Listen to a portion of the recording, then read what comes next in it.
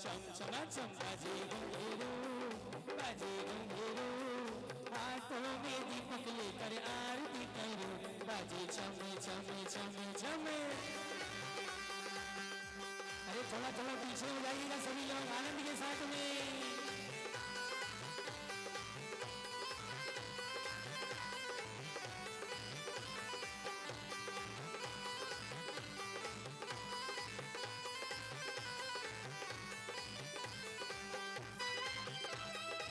पंच परमेश्वरी भगवान की।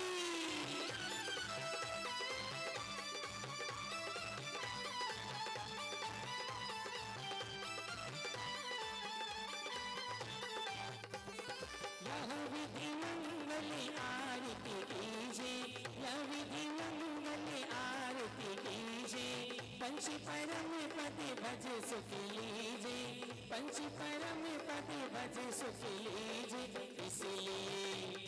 इसलिए नाथ तेरी आरती करो जी, हाँ जी आरती करो, हाथों में दीपक लेकर आरती करो, बाजे चम चम चम चम बाजे घुंघरू, बाजे घुंघरू, हाथों में दीपक लेकर आरती करो, बाजे चम चम चम चम।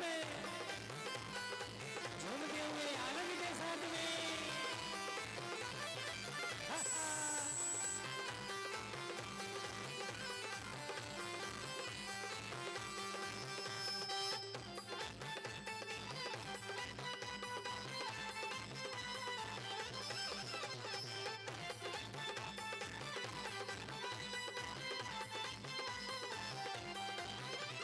पहली आरती श्री जी राजा,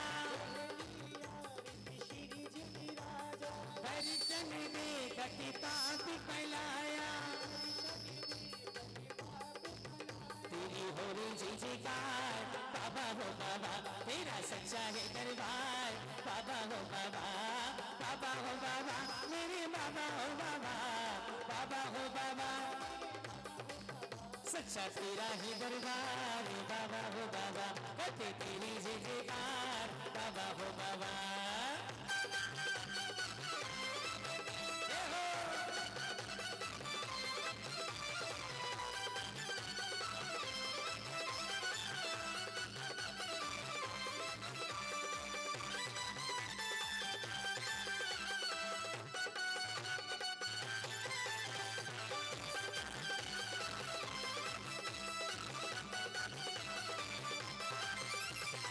दूसरी आरती से धन तेरी, सुमिरन करत निकट भव फेरी, चूम छननना चूम छननना चूम छननना चूम छननना, भक्ति नाचे प्रभु द्वारे चूम छननना, भक्ति नाचे प्रभु द्वारे चूम छननना।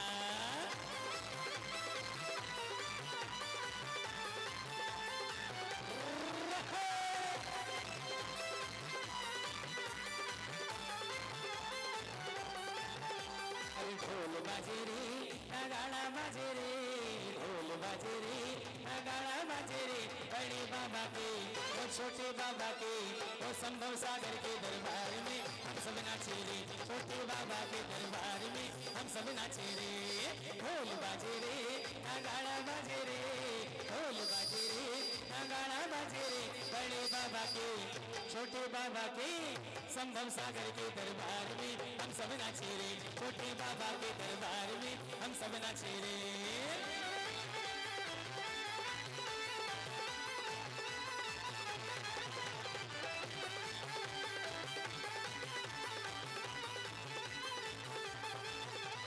तीसरी आरती सूर्य मुनीदा, जन्म मरण दुख दूर करेगा, जन्म मरण दुख दूर करेगा। अरे ढोल बाजे रे नगाड़ा बाजे रे, ढोल बाजे रे नगाड़ा बाजे रे, बड़े बाबा के छोटे बाबा के संभव सागर के दरबार में हम सब नाचे रे, संभव सागर के दरबार में हम सब नाचे रे।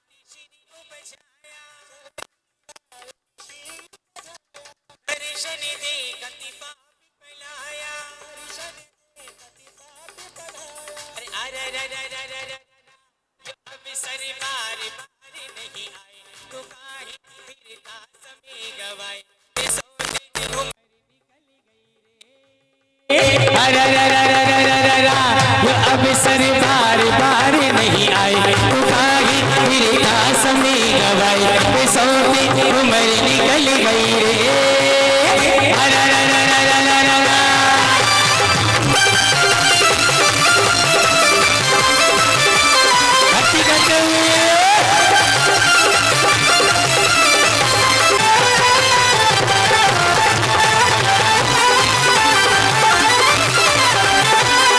प्रभु जी हमें नौकर रख लो जी, नौकर रख लो जी, प्रभु जी हमें नौकर रख लो जी।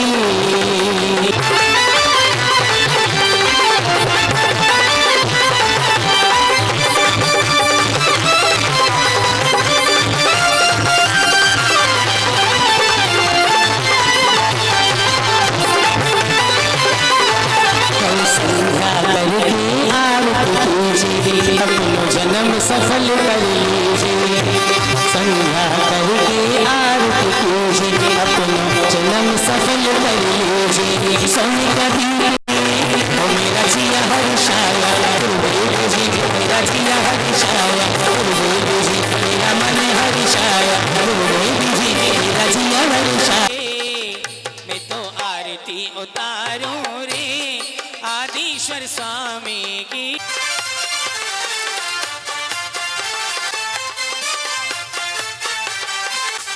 विद्यासागर नाम रे गुणगान रे, नाम रे विद्यासागर।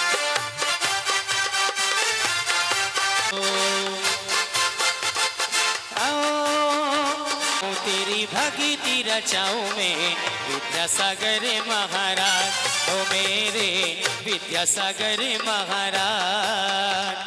नाम जपो रात दिन तेरा गुरुदेव जी, भक्ति में गाऊं गुणगान, ओ गुरुवर भक्ति में गाऊं गुणगान। विद्यासागर नाम रे जपो सुबह शाम रे, भक्ति कर लो वंदन कर लो, गाएंगे इनका गुणगान।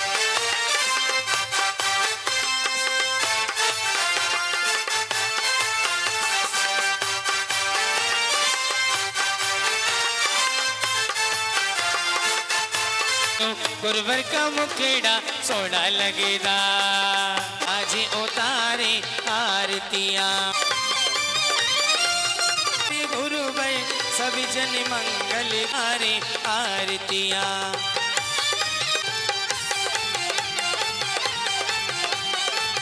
धारी आत्म ब्रह्म बिहारी,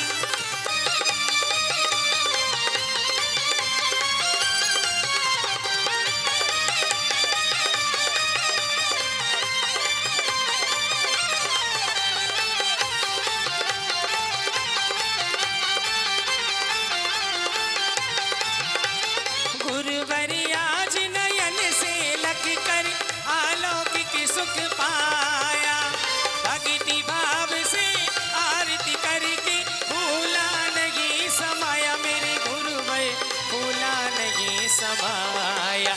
ऐसे गुरुवर को ऐसे ऋषिवर को हो वंदन बारंबार रे, हम आज उतारे आरतियां विद्यासागर की गुण आगर की, शुभ मंगल दीप सजाए के हम आज उतारे आरतियां। विद्यासागर जी महामुनि राज की बहुत अच्छी जयकारा लगाई आप लोगों ने, जय हो आपकी। बोलिए विद्यासागर जी महामुनि राज की। आइएगा अब हम करेंगे सिद्ध चक्र महामंडल विधान की आरती। आइएगा। सिद्ध चक्र देवा करत तुम्हारी, निश दिन मन से सुर नर मुनि सेवा, जय सिद्ध चक्र देवा।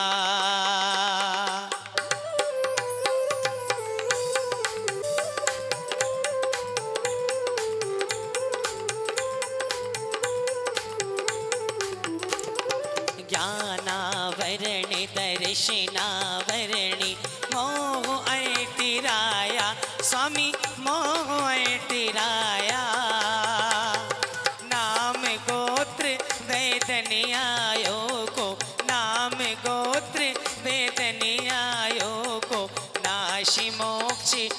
छाया जैसे चक्र देवा। ज्ञान अनंत अनंत दर्श सुख बल अनंत धारी स्वामी बल अनंत धारी।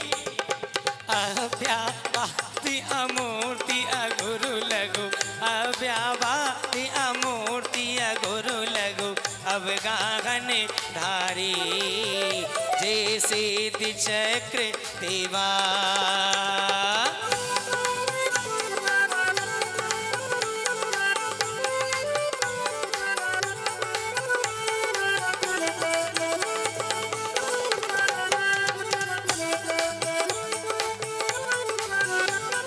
ब्रह्मा विष्णु महेश सुरेश गणेश तुम्हें ध्यावे आ गणेश तुम्हें ध्यावे। भवियलि तुम चरणाम्बुज सेवत भवियलि तुम चरणाम्बुज सेवत निर्भय पद पावे जैसे चक्र देवा। तुम अशरीर शोध चिन्ह मूर्ति स्वात्म रस भोगी स्वामी स्वात्म रस भोगी। तुम्हें जपे आचार्य उपाध्याय तुम्हें जपे आचार्य उपाध्याय सर्व साधु योगी जैसे चक्र देवा।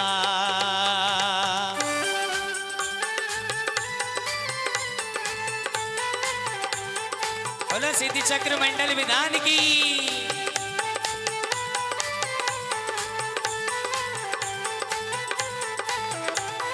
संकट टारण अधम उदाहरण भव सागर तरना स्वामी भव सागर तरना। अष्ट दोष्टि रिपु कर्म नष्ट करी अष्ट दोष्टि रिपु कर्म नष्ट करी जन्म मरण हरणा जैसे चक्र देवा।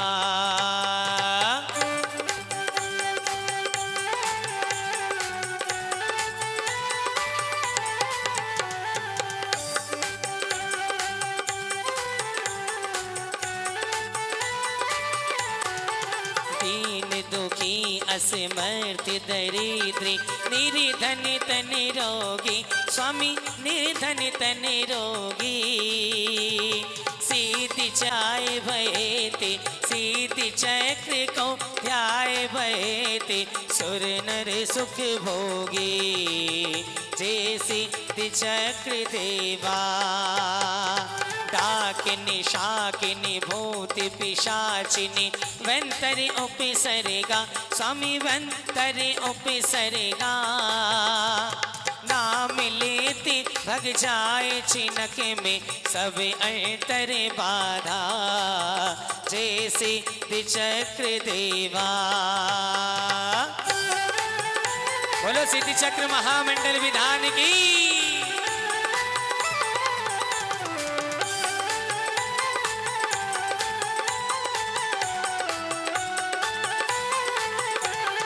बनिरन शत्रु अग्नि जल पर्वत विषधर पहचानन स्वामी विषधर पहचाने। मिटे सकल भी कष्ट करे जे मिटे सकल भी कष्ट करे जे सिद्धि चक्र सुमिरन जैसे चक्र देवा। मैना सुंदरी कियो पाठ यह पर भी अटाइन में स्वामी पर भी अटाइन में। पतियुत सात शतक कोड़ने का पतियुत सात शतक कोड़ने का कया कोष्ठ चिन्ह में जैसे चक्र देवा। कार्तिक फाल्गुन 8.5 दिन सिद्धि चक्र पूजा स्वामी सिद्धि चक्र पूजा। करे शुद्धि भावों से मक्खन करे शुद्धि भावों से हम सब लहे न भव दूजा जय सिद्धि चक्र देवा। जय सिद्ध चक्र देवा, जय सिद्ध चक्र देवा, जय सिद्ध चक्र देवा। करत तुम्हारी निश दिन मन से, करत तुम्हारी निश दिन मन से, सुर नर मुनि सेवा। जय सिद्ध चक्र देवा, जय सिद्ध चक्र देवा, जय सिद्ध चक्र देवा।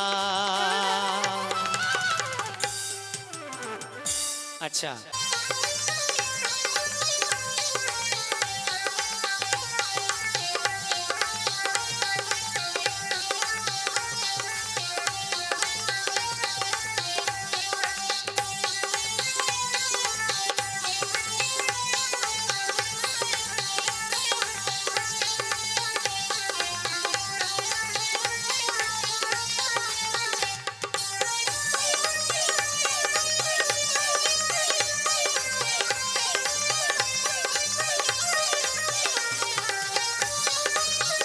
पार्श्वनाथ भगवान की दोनों हाथों को खोलती हुई तालियां बजाते हुए।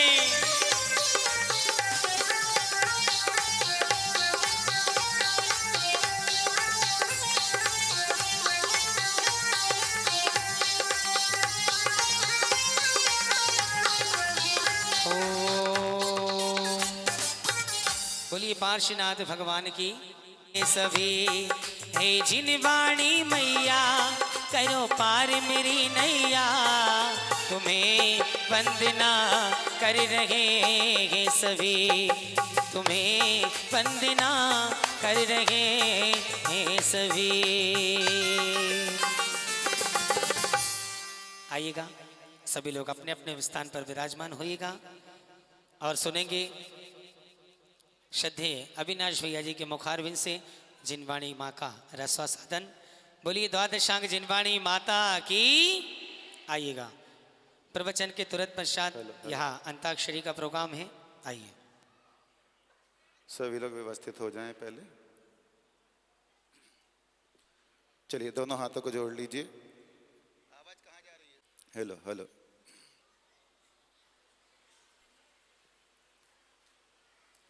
अभी नागिन बज रहा था यहाँ पे, नागिन। मैं सोच रहा था असली के 2-3 बैठे होंगे तो बाहर निकल आएंगे, फिर विधान कैसे होगा। अभी इसके विषय में टिप्पणी बाद में करूंगा, पहले प्रवचन सुन लो। चलिए ठीक कर दो आवाज़ व्यवस्थित, दोनों मॉनिटर, थोड़ा मॉनिटर उसको पीछे। चलिए दोनों हाथों को जोड़िए। 8:15 बज चुका है। ओम नमः सिद्धेभ्यः, ओम नमः सिद्धेभ्यः, ओम नमः सिद्धेभ्यः। दुर्लभ गुरुमुख से वचन, दुर्लभ गुरु मुस्कान, दुर्लभ गुरु आशीष है, दुर्लभ गुरु से ज्ञान। दुर्लभ से दुर्लभ रहा गुरु गरिमा गुणगान। गुरु आज्ञा पूर्ण पले, दुर्लभतम यह जान।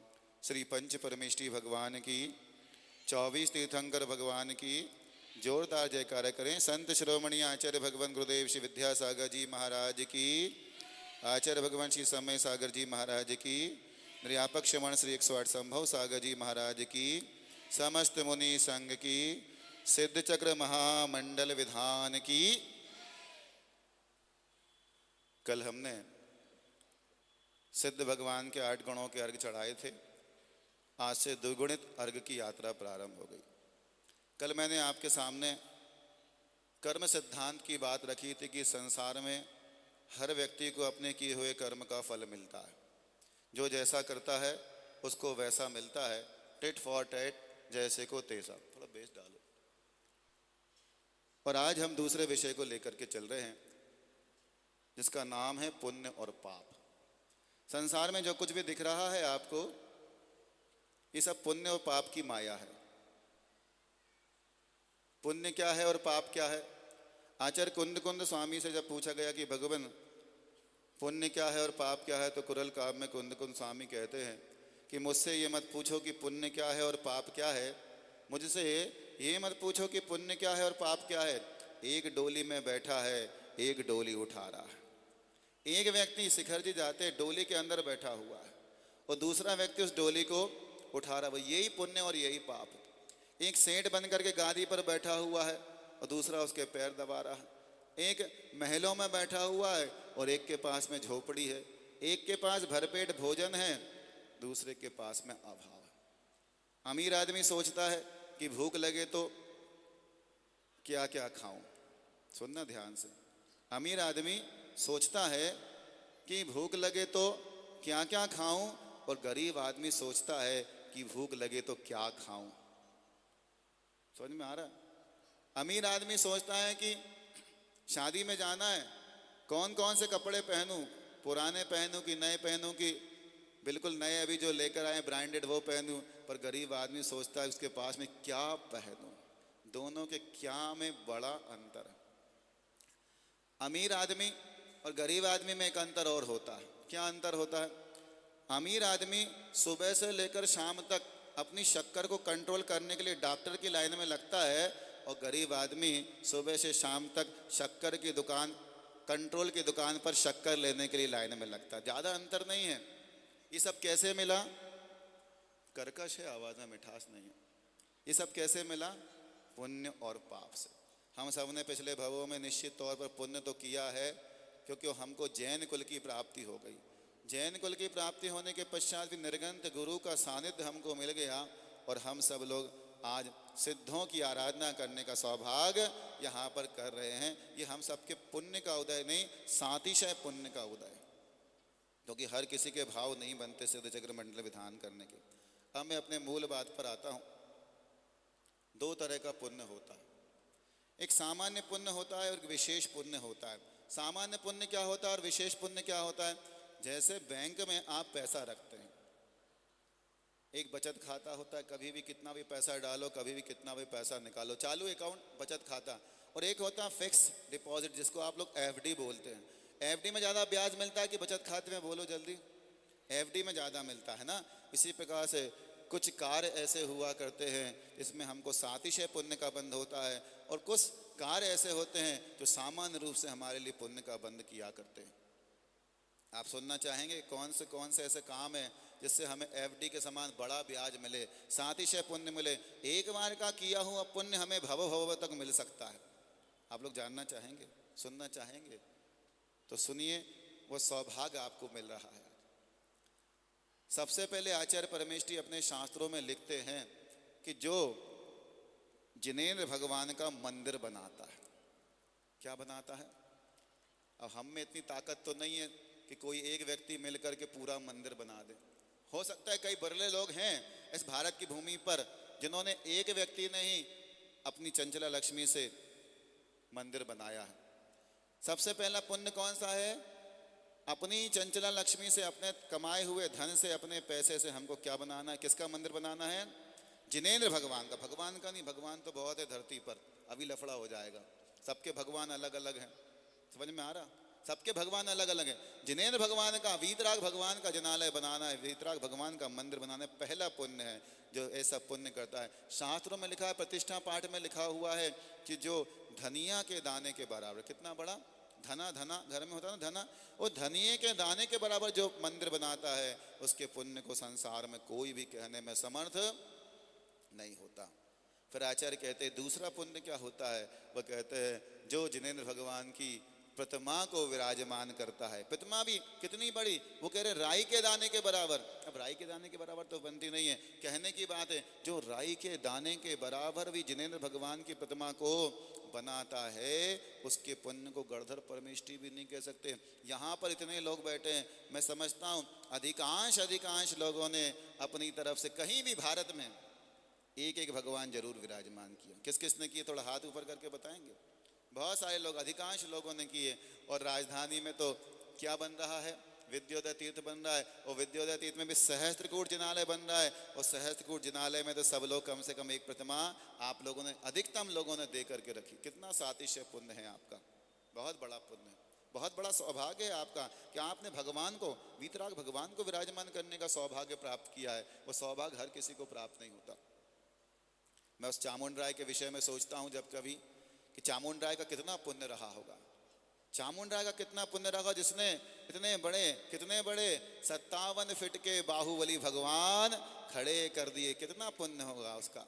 और उसकी माँ का कितना पुण्य होगा जिसने ये भाव बनाए कि हमको बाहुबली भगवान के दर्शन करना है। सोचिए कितने बड़े बड़े विद्यालय हैं। ये पाणाशाह, अभी महाराष्ट्री आपसे सुबह कल परसों और दिनों में चर्चा कर रहे थे, समझगढ़ की चर्चा कर रहे थे, कितने बड़े शांतिनाथ भगवान हैं। सोचिए पाणाशाह ने एक भगवान नहीं, कितने कई स्थान पर भगवान विराजमान किए। उसका नाम आज भी हम बड़े सम्मान और आदर के साथ में लेते हैं। और तो और चलो ठीक है, युग के आदि में सबसे पहले भगवान ऋषभनाथ स्वामी के प्रथम पुत्र, इस हुंडा सर्पणी काल का प्रथम चक्रवर्ती भरत चक्रवर्ती ने भी कहाँ पर, कैलाश पर्वत पर जाकर कितने, एक नहीं दो नहीं, कितने 72 जिनालय बनवाए। काहे के बनवाए?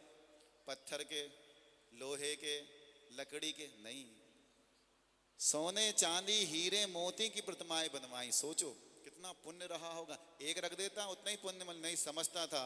जो व्यक्ति पुण्य को समझता है ना, वही कार्य कर सकता है। आप कितना भी कहोगे, जो उस चीज के महत्व को नहीं समझेगा वो नहीं समझेगा। तो एक नहीं दो नहीं, त्रिकाल 24, भूतकाल भविष्यकाल वर्तमान काल, तीनों 24 के उन्होंने 72 जिनालय वहां पर विराजमान करे। कहां पर? युग के आदि में कैलाश पर्वत पर। फिर तीसरी बात, पहली बात कौन सी हुई? जिनेंद्र भगवान का मंदिर और जिनेंद्र भगवान की प्रतिमा। अब मंदिर बन गया, प्रतिमा भी आ गई, लेकिन प्रतिमा रखाएगी काय पर? किसी ना किसी को आधार चाहिए। घर में सोफा होता है, पलंग होता है, टेबल होती, कुर्सी होती, कुछ ना कुछ होता है। लग्जरी पहले खाट चलती थी, है ना? क्या चलती थी? खाट, खटिया चलती थी। अब खटिया तो खड़ी हो गई, कहाँ खड़ी हो गई? साइड में। अब घर में कोई भी व्यक्ति घर बनाता है तो मान लो 1 करोड़ रुपए का भी घर बनाया तो 10 से 20 लाख रुपए वो काय में लगा देता है? फर्नीचर में। भैया जी मकान तो बन गया, अभी फर्नीचर का काम थोड़ा सा बाकी है। क्या बाकी है? अभी भैया बेड बनना है, सोफा सेट बनना है, डाइनिंग टेबल सब बनना है। तो जब प्रतिमा आ गई तो उस प्रतिमा के लिए हम काय पे बिठाएंगे? तो जिनेंद्र भगवान के लिए बहुत सुंदर सी वेदी बनाते हैं। क्यों बनाते हैं? हमारे आराध्य हमेशा हमेशा उस पर विराजमान रहेंगे। तो आचार्य कहते हैं जो जिनेंद्र भगवान के लिए वेदी बनाता है उसके लिए भी साथ ही शिव, जो 3 लोग के नाथ के लिए आसन देगा तो उसके लिए आसन नहीं मिलेगा क्या? जरूर मिलेगा, सोच लीजिएगा। तो आसन भी दे दिया आपने भगवान को, मंदिर भी बना लिया, प्रतिमा भी बना ली। अब मंदिर में एक और अनिवार्य चीज हुआ करती है। क्या होती है?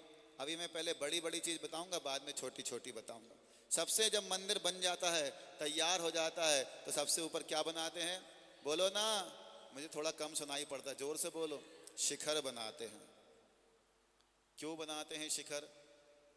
वह शिखर दूर से ही हमें बता देता है कि ये जिनेंद्र भगवान का जिनालय अब आ गया है।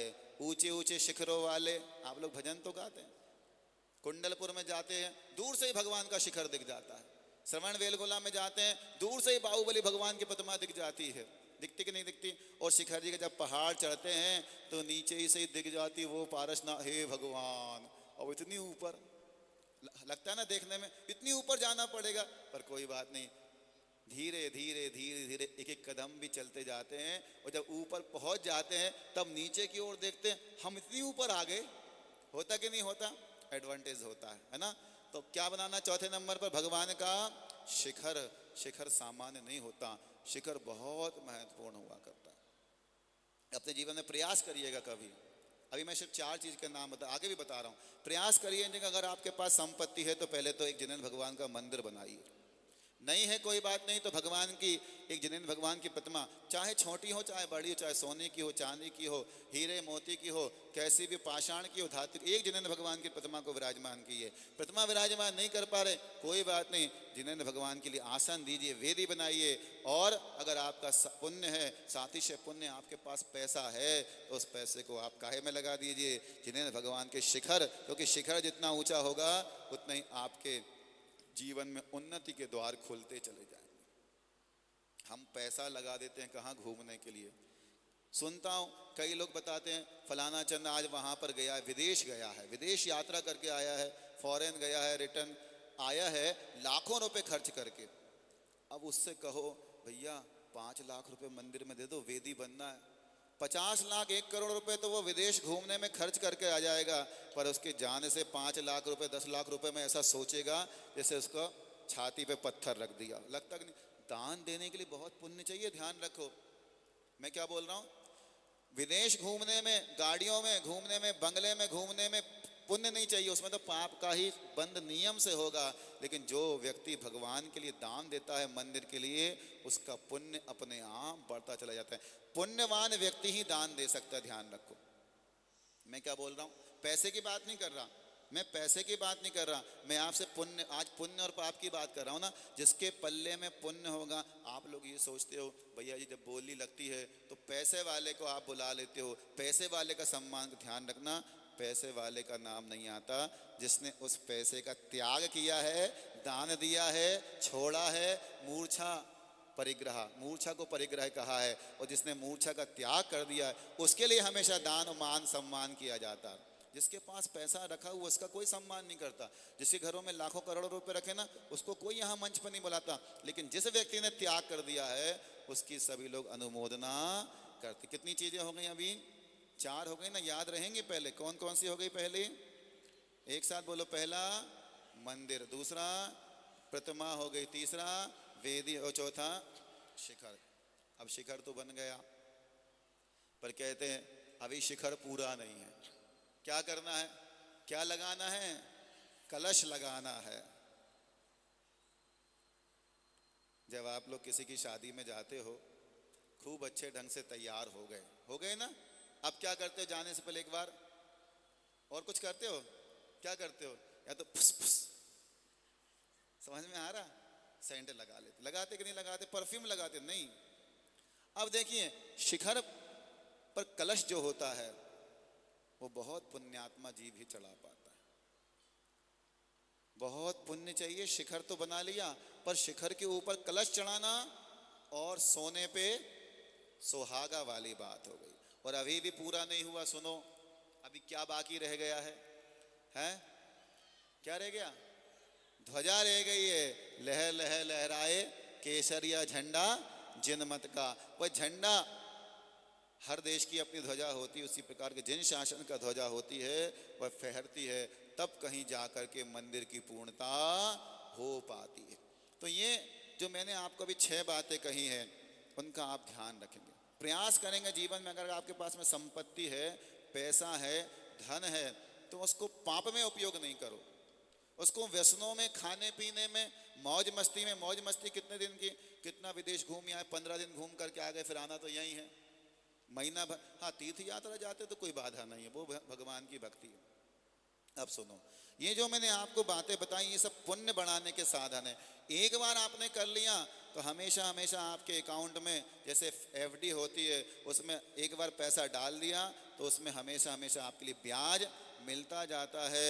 इसी प्रकार से ये सारे के सारे कार्य आपने कर लिए। जितने लोग आपके द्वारा दिए गए भगवान के दर्शन करेंगे, हो सकता है कोई मिथ्या दृष्टि है और उस प्रतिमा को देख करके उसको सम्यक दर्शन की प्राप्ति हो जाए, हो सकता है कोई त्रियंच भी उसको देख ले, उसको जाति स्मरण हो जाए, हो सकता है ऊपर से कोई देव जा रहा हो, उसका विमान अटक जाए, वो भी नीचे आकर के भगवान के दर्शन कर ले। तो एक बार की दी गई प्रतिमा जितने लोग दर्शन करते हैं उन सबके पुण्य का, पूजा भक्ति आदि का कौन सा भाग? 6वां भाग, 16.5% आप इन्वेस्टमेंट वन टाइम। अपन लोग बिजनेसमैन है ना, इन्वेस्ट करना जानते होंगे।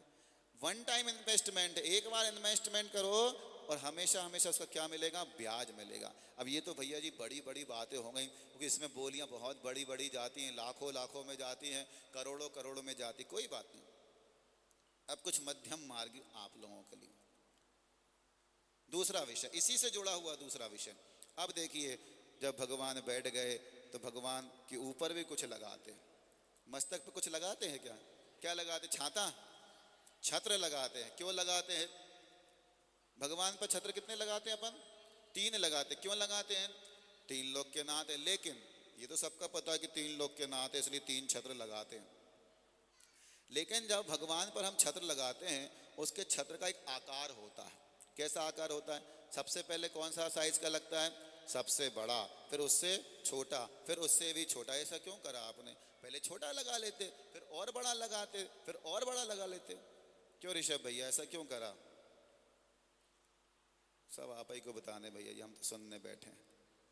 सुनो, तीन लोक का जो आकार है, तीन लोक का नक्शा आप लोगों ने देखा कि नहीं देखा? आपकी जिनवाणियों पे नक्शा छपा रहता है। जिस प्रकार से तीन लोक का नक्शा है, अधोलोक है वो सबसे बड़ा है, फिर मध्य लोक है उससे छोटा है, और ऊर्ध्व लोक जो है और भी छोटा है। भगवान तीन लोक के नाथ हैं। जिस प्रकार से तीन लोक की संरचना की गई है, उसी प्रकार से, उसी आकार से भगवान के मस्तक पर हमने छत्र लगाया। तो जो व्यक्ति भगवान के मस्तक पर छत्र लगाता है, एक छत्र भी लगाता है अथवा तीन छत्र भी लगाता है, तो भगवान की छत्र छाया हमेशा हमेशा उसके ऊपर, बोलो, बनी रहती। अरे जो भगवान पर छत्र लगाएगा तो उसके घर पे छत्र नहीं होगी क्या? निश्चित तौर पर होगी। जिनके घर किराए के हैं उनसे कहना चाहूँगा विशेष तौर पर, बहुत सारे लोग होंगे यहाँ पर जिनका अपना घर नहीं होगा, किराए के मकान में रहते होंगे, किराए के फ्लैट में रहते होंगे। एक ना एक बार अपने जीवन में कुछ भी ऐसा विशेष करो। ऐसा नहीं वो 50-100 रुपये वाला छत्र नहीं, जो अपन लोग शिखर जी जाते, कुंडलपुर जाते, वो ये 100 रुपये की रसीद कटा के वो भी चढ़ाओ, उसकी भी मैं मनाही नहीं कर रहा हूँ। लेकिन एक बार अपने जिनालय के जो भी भगवान हैं, देवता हैं, प्रभु हैं, मूल नायक भगवान है, उस पर कभी जब छत्र लगाने का अवसर आता है, मौका आता है, तो उस समय आप भगवान पर जरूर छत्र लगाइए। गारंटी है, विश्वास है, जो भगवान पर छत्र लगाएगा उसका अपना घर पक्का बन जाएगा। ये गारंटी है, पक्की बात है। बजाना तो अच्छे से बजाओ क्या। और चलो आगे, भगवान पर क्या लगाते हैं? कितने लगाते हैं? 64 लगाते। क्यों लगाते हैं 64? आप कहोगे 64 रिद्धि के नाथ है ना, इतना ही उत्तर है ना। अब सुनो, इसके पीछे का रहस्य और है। 3 रहस्य हैं कुल मिलाकर के। सबसे पहला, हम 64 चवर लगाते हैं क्योंकि 64 रिद्धि के नाथ, ये तो सामान्य हो गया। दूसरी बात, भगवान जो होते हैं तीर्थंकर भगवान 32 देवेंद्रों से पूजित होते। कितने इंद्रों से नहीं, इंद्रों से तो 100 इंद्रों से पूजित है, 32 देवेंद्रों से पूजित होते हैं। और जब 32 देवेंद्र अपने दोनों हाथों में चमर को लेते तो कितने हो जाएंगे? 64 हो जाएंगे। इसी प्रकार से जो राजा होता है उस पर 1 चमट होते हैं, महाराजा पर 2। इस प्रकार से क्रमशः क्रमशः दुगना दुगना करते जाते हैं। तो चक्रवर्ती पर 32 चमट होते हैं और तीर्थंकर भगवान पर 64 चमट होते हैं। आप भी प्रयास करिएगा कि एक बार 1, 2 से लेकर के जहाँ तक आपकी क्षमता हो, 64 की भी क्षमता हो, तो एक बार ये पुण्य कमाने का साधन बता रहा हूँ, क्योंकि आज हमको जो कुछ मिला है ना, ये सब हमको बासा मिला है। पिछले भाव में हम लोग करके आए हुए, तो आज सुख संपन्नता है। घर में एसी में हम सो रहे हैं। कई लोग ऐसे हैं जो ऐसी गर्मी में भी फुटपाथ पर सो रहे होंगे। कोई गाड़ी आ जाती है और ऊपर से चली जाती है। समझ में आ रहा? चतुर्थ काल में राम को और पंचम काल में सलमान खान को। समझ में आ रहा रहस्य? समझना, चतुर्थ काल में राम को और पंचम काल में सलमान खान को। समझ गए ना? समझ गए ना? आगे बोलने की जरूरत नहीं। तो मैं आपसे कह रहा था, ये सारे के सारे साधन जो हैं ये पुण्य बढ़ाने के हैं। आप अपने पुण्य को बढ़ाइए। अब आचार्यों ने इसमें और व्यवस्था हमारे लिए दी। क्या व्यवस्था दी? जब भगवान का अभिषेक होता है तो हम कुछ बजाते हैं। क्या बजाते हैं? ताली नहीं, घंटा बजाते हैं। वो भी एक उपकरण दान है, ध्यान रखो। उसका भी अपना वैभव हुआ करता है। हमारे प्रतिष्ठा पाठ में जब हम लोग वेदी प्रतिष्ठा संपन्न करते हैं, भगवान वेदी पर बैठ जाते हैं। वेदी पर बैठने के पश्चात उसमें एक विशेष मंत्र होता है कि अब कौन व्यक्ति घंटा लगाएगा और कौन व्यक्ति सबसे पहले उस जिनालय में घंटा बजाएगा। ये विधि है शास्त्रों की। और चलो, और क्या पुण्य कमाने के अवसर आपके लिए हैं? आप भगवान का रोज अभिषेक करते हैं। काहे पे करते हैं? पांडुक शिला पर। ये मैं आपको आपकी क्षमता के अनुसार बताता जा रहा हूँ। पांडुक शिला पर अभिषेक करते हैं, त्रिलोकीनाथ भगवान उस पर विराजमान होंगे, 3 लोक के नाथ का उस पर नवन होगा। फिर आप चांदी के अथवा सोने के कलशों से आपकी जितनी क्षमता है आप दीजिए।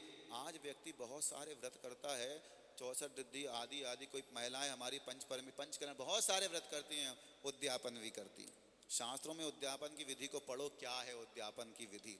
आप लोग तो 4 लोग बैठ जाते हो, 2 किलो चावल और आधे किलो बादाम ले आते हो और विधान कर लेते हो, उद्यापन हो गया। ठीक है, जम सकई तम की रही अपनी शक्ति के अनुसार, लेकिन शास्त्र में लिखा है उद्यापन कैसे होता है। जब हम कोई व्रत करते हैं, उस व्रत के फलस्वरूप जब हम उद्यापन करते हैं, उस समय शास्त्र में लिखा क्या करना, मंदिर बनाना।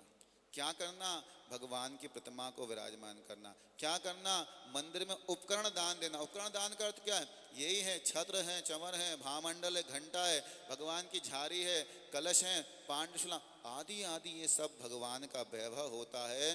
क्योंकि आप अपना वैभव तो बढ़ाना चाहते हो।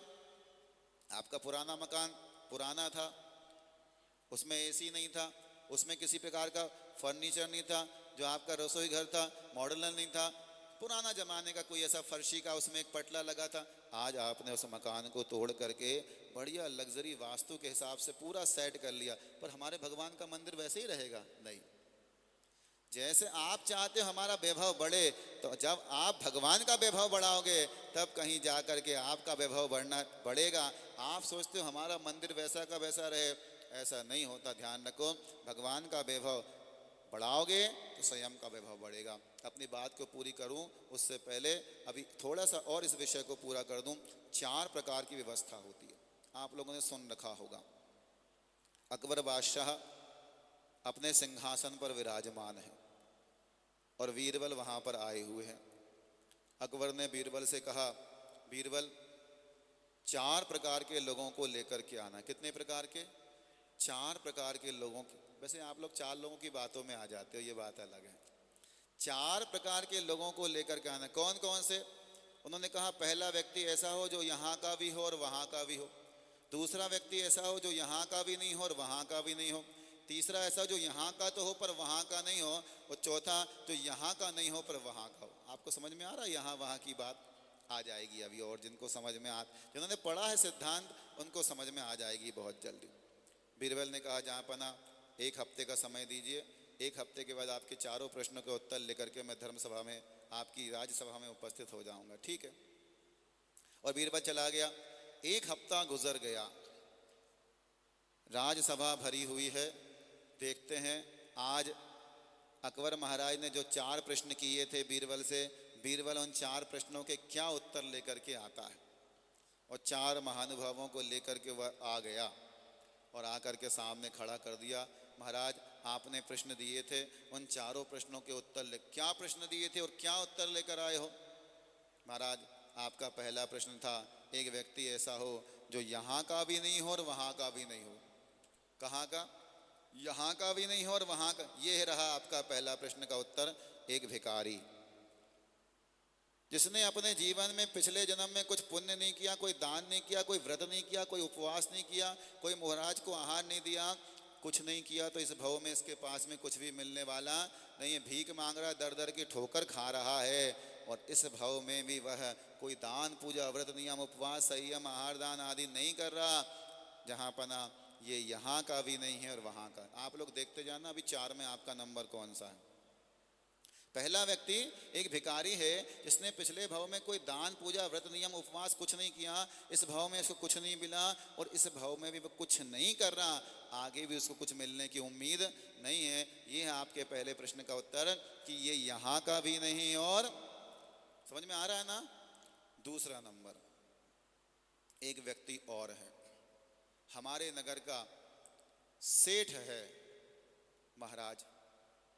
इसके पास में इतना वैभव, इतना पैसा है, अटूट संपत्ति, अटूट पैसा है। इसको खुद नहीं पता कि इसके पास में कितना पैसा है, कितनी दुकानें, कितनी मकान है, कितने बंगले हैं, कितनी गाड़ी हैं। इसने पिछले भव में बहुत पुण्य किया था, इसके पास में इस भव में बहुत पैसा है, लेकिन महाराज ना तो ये मंदिर जाता है, ना पूजा करता है, ना मुनियों को आहार देता है, ना कभी कोई व्रत नियम उपवास करता है। 4 रुपए का दान भी वह मंदिर में नहीं करता। जहाँ पर ना ये यहाँ का तो है पर वहाँ का, समझ में आ रहा कि नहीं आ रहा। इस भाव में सब कुछ है क्योंकि पिछले भाव में कर आया था, लेकिन इस भाव में सारा का सारा पाप में, अनीति में, व्यसन में, दुराचार में अपना पैसा खर्च कर रहा है। जहाँ पर ना, ये आपके दूसरे प्रश्न का उत्तर, ये यहाँ का तो है पर वहाँ का नहीं। अब कहा तीसरा प्रश्न, एक व्यक्ति और है, सामान्य सा व्यक्ति है, थोड़ा सा धर्मात्मा है। वह व्यक्ति के पास में सिर्फ इतना है कि वो अपना और अपने परिवार का गुजर बसर कर सकता है। पिछले भाव में उसने कोई पुण्य नहीं किया, बहुत बड़ा सेठ नहीं बना, ना कोई लग्जरी गाड़ी है, ना कोई बड़ा सा मकान है, ना उसके घर में नौकर चाकर हैं, बस ठीक है अपना दिन काट लेता है, गुजारा कर लेता है जहाँ बना। लेकिन वो प्रतिदिन भगवान की भक्ति करता है, भगवान का प्रतिदिन अभिषेक करता है, पूजन करता है। कभी महाराज नगर में आ जाते हैं, चौका भी लगा करके यथायोग आहार दे लेता है, अपनी शक्ति के अनुसार विद्योदय तीर्थ में दान भी दे लेता है। समझ में आ रहा? और अपनी शक्ति के अनुसार कर लेता है। जहाँ अपना तीसरा व्यक्ति है, ये तीसरा व्यक्ति यहाँ का तो नहीं है, पर कहाँ का है? वहाँ। समझ में आ रहा है ना? वहाँ का यहाँ का नहीं है, क्योंकि पिछले भाव में कुछ करके नहीं आया तो ज़्यादा वैभव उसके पास में नहीं है, लेकिन यहाँ पर वो सब कुछ कर रहा है अपनी शक्ति के अनुसार, ये वहाँ का है। अब कौन बचा? चौथा व्यक्ति, जो कहाँ का है? चौथा व्यक्ति ये हमारे नगर के सवाई सिंघई जी हैं। कौन से सिंघई जी हैं? सवाई सिंघई जी हैं। सिंघई जी अथवा सेठ हैं हमारे नगर के। इनके पास में भी अटूट वैभव है, पैसा है, धन है, संपदा है, सब कुछ राशि ठाट बाट है। और ये दिल खोल के दोनों हाथों से भगवान के मंदिरों के लिए, पूजन के लिए, विधान के लिए, गुरुओं के लिए, तीर्थ यात्रा के लिए व्रत तप नियम संयम कर रहे हैं, और दोनों हाथों को खोल करके दान देते हैं। जहाँ पना पिछले भाव में इनका पुण्य था, इसलिए इस भाव में इनको सब कुछ मिला, और इस भाव में भी ये सब कुछ देने के लिए तैयार हैं। थोड़ा सा संकेत इशारा मिलते ही ये लाखों लाखों रुपए की संपदा दान में दे देते हैं। जहाँ पना ये रहा आपके चौथे प्रश्न का उत्तर। ये यहाँ के भी हैं और वहाँ के भी है। अब मैं आपसे पूछना चाहता हूँ, आप कहाँ के हैं?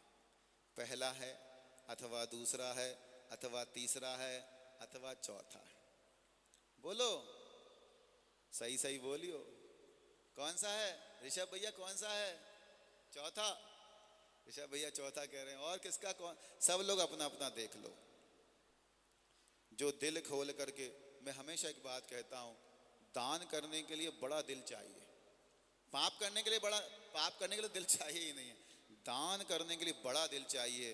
कभी कभी छोटा व्यक्ति भी बड़ा दान कर देता है, और कभी कभी बड़ा व्यक्ति भी दान करने पर चूक जाता है, छोटा दान करके रह जाता। भैया इतना ही बहुत है, 50 आर्ग्यूमेंट दे देगा। अरे अभी तो यहाँ की किस्त देना है, वहाँ की किस्त देना है, अभी गाड़ी की किस्त देना है, बंगला की किस्त देना है, ये करना नहीं। ध्यान रखो, दान की अपॉर्चुनिटी सबसे पहले। ध्यान समझ में आ रहा है? इसलिए इसको आचार्य ने कहा, पहले को कहा पापानुबंधी पाप। सुनो ध्यान से, पापानुबंधी पाप, पाप का अनुबंध कराने वाला पाप। दूसरा क्या?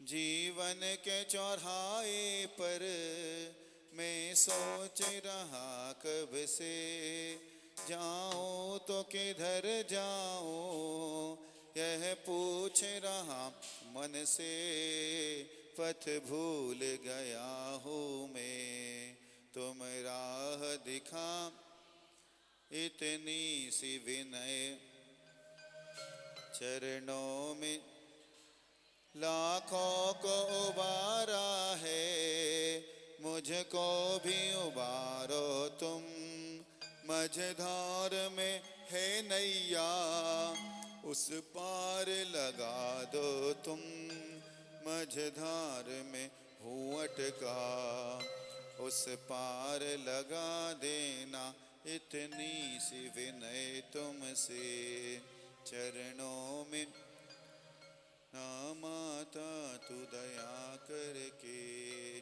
कर्मों से छोड़ा देना जावाणी के ज्ञान दे, सूदे लोक सोवाणी मस्तक धनु सदा देत हूँ ढोक, हे जनवाणी भारती माँ तो हे जपो दिन रैन, जो तेरो शरणा गए सो पावो सिकचैन, दे भजु अरहंत को गुरु सेवा निर्गन, दया धर्म पालो सदा यही मोक्ष का। 9 बार। प्रथमं मंगलम मंत्र नवकार, इसके इसके जपने से होता है भव पार। प्रथमं मंगलम मंत्र नवकार, इसके जपने से होता है भव पार। 5 पदों के 35 अक्षर, भव भव के काटे चक्कर। 5 पदों के 35 अक्षर, भव भव के काटे चक्कर। इसमें गर्भित है सारा अगम सार, इसके जपने से होता है भव पार। प्रथमं मंगलम मंत्र नवकार, इसके जपने से होता है भव पार।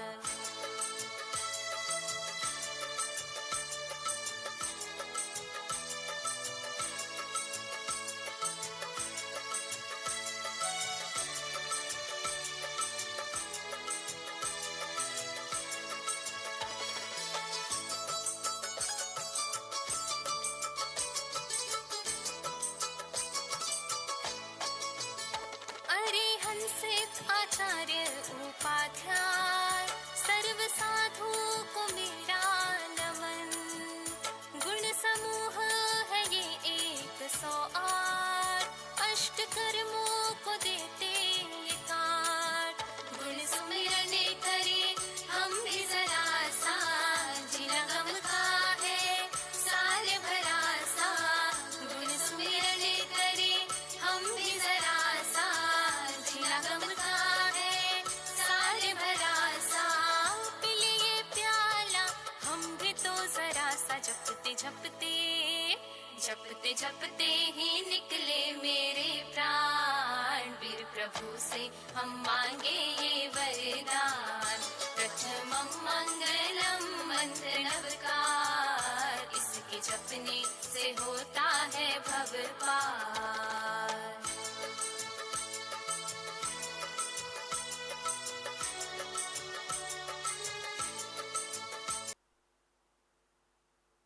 अंताक्षरी शुरू करने से पहले किसी की आंखों में काजल, किसी के माथे पे चंदन है, आप सभी का इस महफिल में बहुत बहुत अभिनंदन है।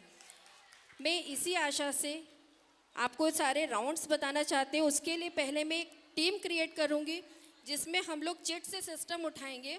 जिसका भी नाम आएगा वो एक एक करके यहाँ बैठता जाएगा। एक टीम में 3 जने बैठेंगे। जयेंद्र जैन,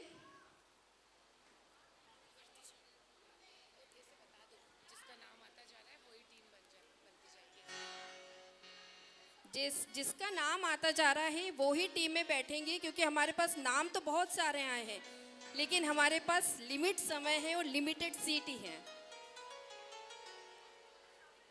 रंजना, वरुण,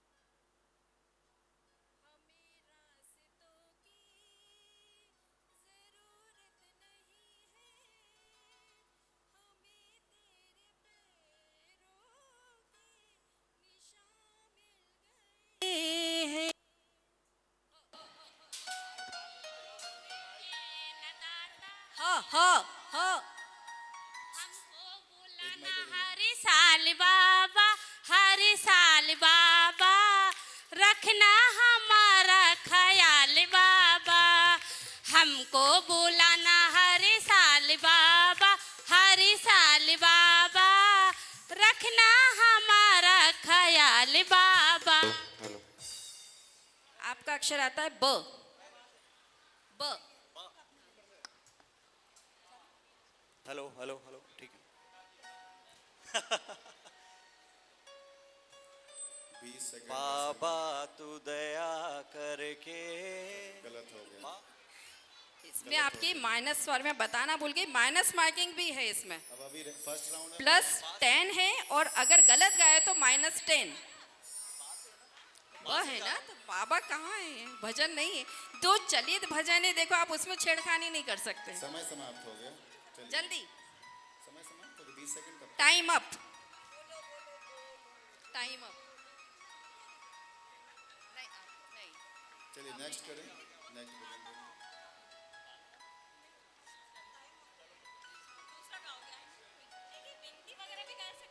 हाँ कुछ भी।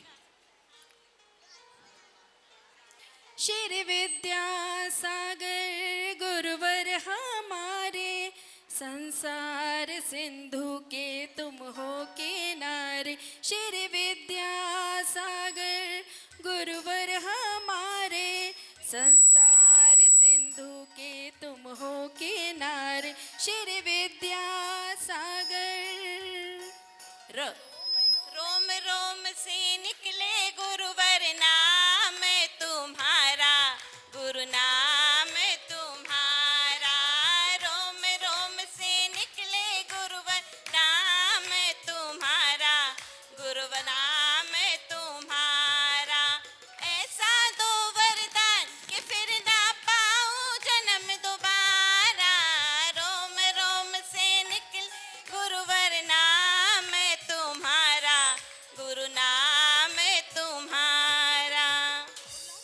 इस तरीके से हमारा फर्स्ट राउंड यहीं खत्म होता है। इसमें अरिहंत परमेष्ठी के -10 और आचार्य परमेष्ठी के -10 होते हैं। बाकी आपको चलिए ठीक है, +10 ओके, माइनस मार्किंग नहीं होती, लेकिन नेक्स्ट टाइम आप लोग बिल्कुल ध्यान रखिएगा। नहीं,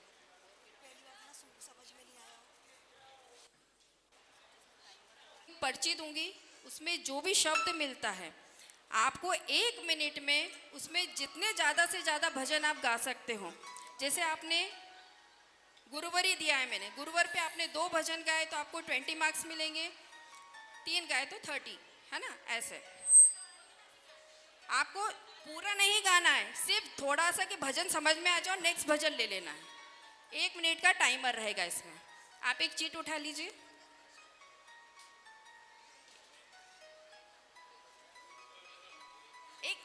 आपका टाइम स्टार्ट होता है।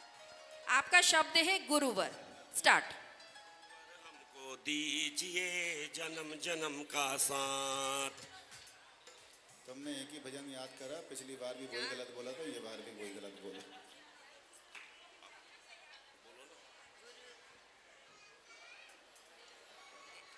गुरुवर हमको बीच में गुरुवर आ सकता है।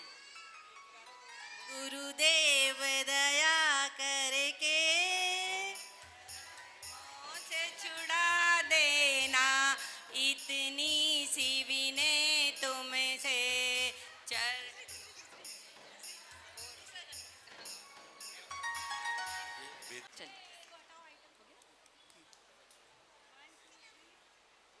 एक खोल के दो।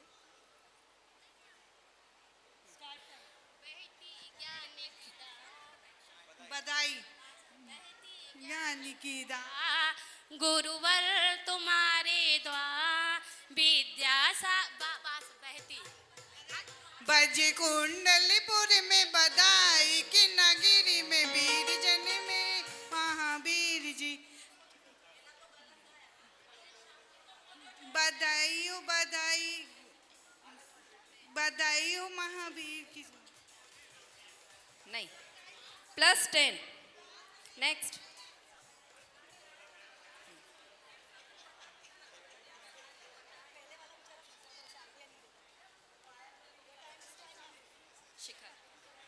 शिखरों वाला है ये तीरथ हमारा, ऊंचे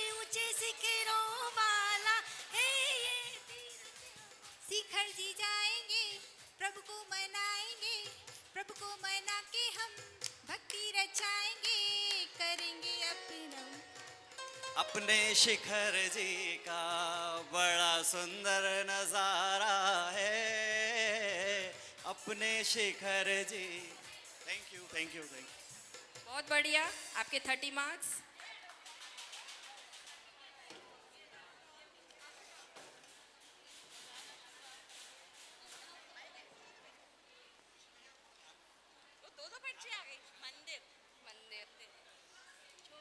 शब्द बताइए छोटा पहले। सा मंदिर, एक मिनट, मंदिर स्टार्ट। छोटा सा मंदिर बनाएंगे, वीर गुण गाएंगे, छोटा सा मंदिर बनाएंगे, वीर गुण गाएंगे।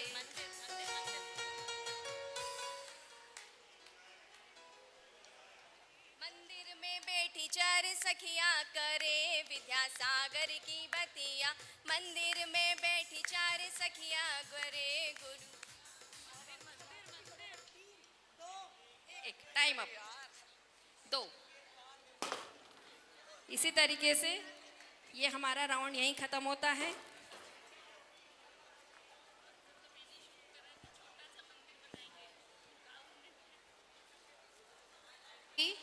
आप लोगों को उसका मुखड़ा गाना है। अंतरा समझ गए? जो बात का होता है, और मुखड़ा मतलब स्टार्टिंग की जो 2 लाइन होती है वो गाना है। हाँ, अब उस साइड से अंतरा मुखड़ा राउंड है। मैं अंतरा गाऊंगी, आपको उसका मुखड़ा गाना है। आप मुझे सिर्फ जेट उठा के देंगे, बोलना नहीं। अच्छा ठीक है।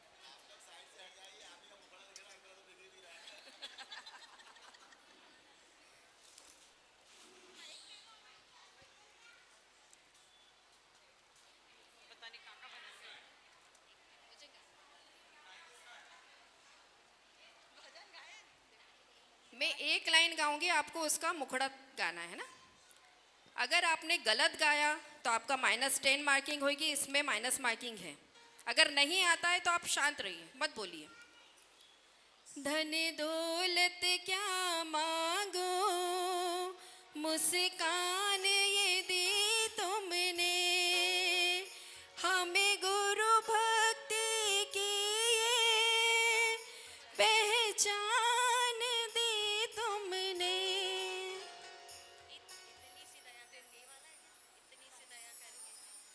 क्या ऑडियंस में से किसी को आ रहा है तो वो हाथ खड़े कर सकता है।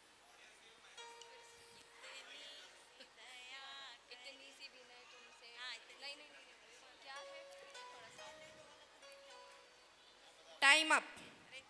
आपने अटेम्प्ट नहीं किया है, इसलिए आपकी कोई न प्लस न माइनस। ओके, ऑडियंस में से कोई बता सकता है? बिल्कुल। और कोई? आरती को तो पता होगा, मुझे पता है। आप आइए। गुरुदेव करके भगवान मेरी नहीं।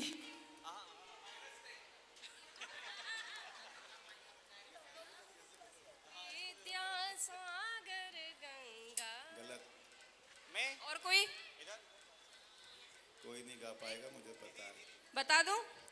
जब बिन बोले मिलता तो बोल के क्या मांगू, जब बिन बोले मिलता तो बोल के क्या मांगू।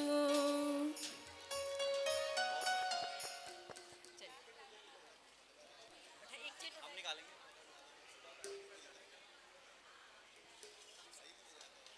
इजी दीजिएगा बहुत।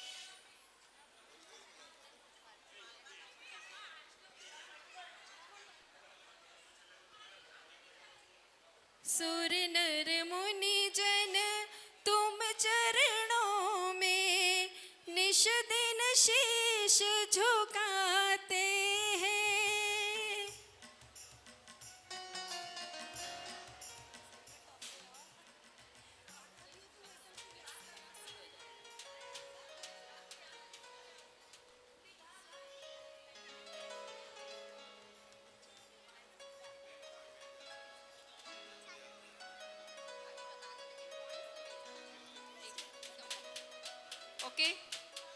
अटेम्प्ट नहीं करना? Okay, time up.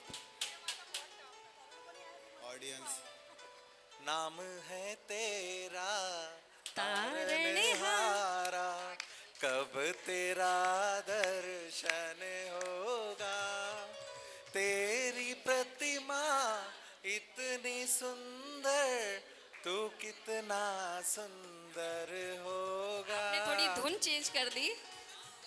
नहीं, प्लस नहीं, आपको कोई मार्क्स नहीं मिलेंगे, आपको तालियां जरूर मिलेगी।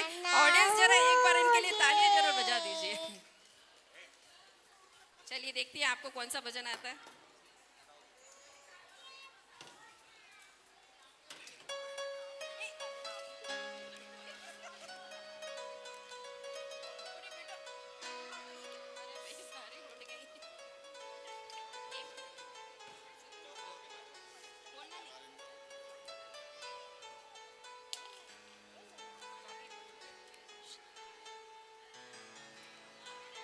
उनका हो गया था ना एक बार, फिर क्यों अगेन?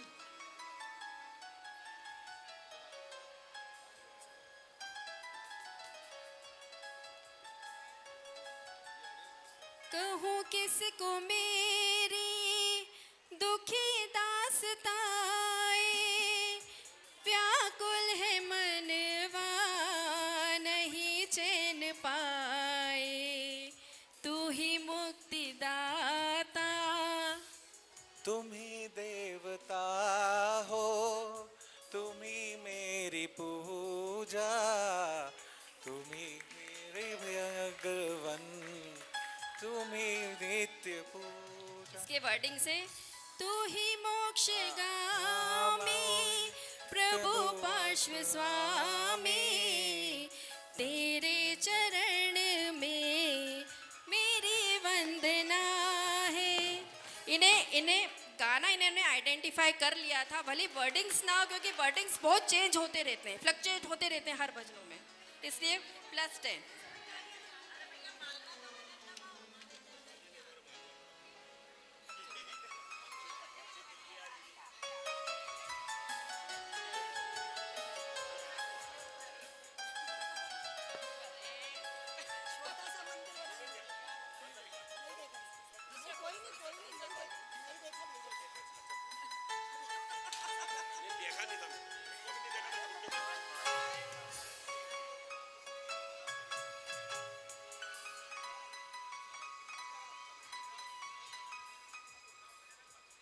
तेरी चौखट पे सर झुकाती रहूं, तेरे दरबार में तो आते रहूं, तेरे दर से मुझको मुलाकात चाहिए।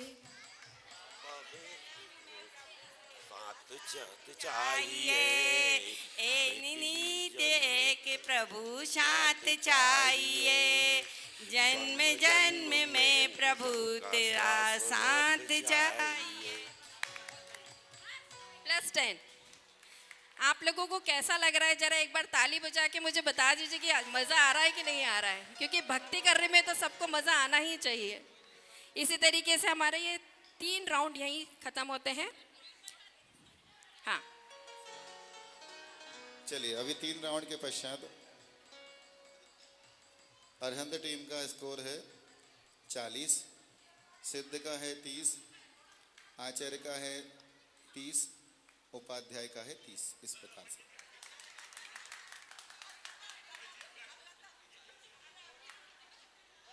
अब हमारा 4th राउंड है। मैं थोड़ा सा फास्ट ही खिला रही हूँ क्योंकि राउंड्स बहुत सारे हैं मेरे पास, है ना। अब मैं स्टार्ट करती हूँ इधर से, ना इधर से ना उधर से। ये हमारा 4th राउंड है। इसमें मैंने तीर्थ क्षेत्र के पिक्चर्स हैं। आपको तीर्थ क्षेत्र आइडेंटिफाई करना है। आइडेंटिफाई अगर आपने कर लिया तो +5, अगर आपने उस पर भजन गा लिया तो +5, अगर आपने गलत आइडेंटिफाई किया तो -5, और फिर तो आप गा ही नहीं सकते भजन, तो मतलब इसमें माइनस मार्किंग भी रहेगी। समझ में आया?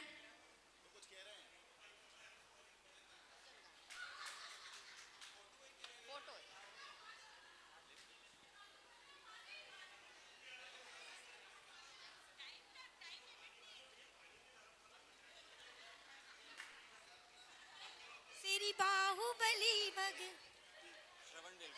श्रवण बेलगोला। हाँ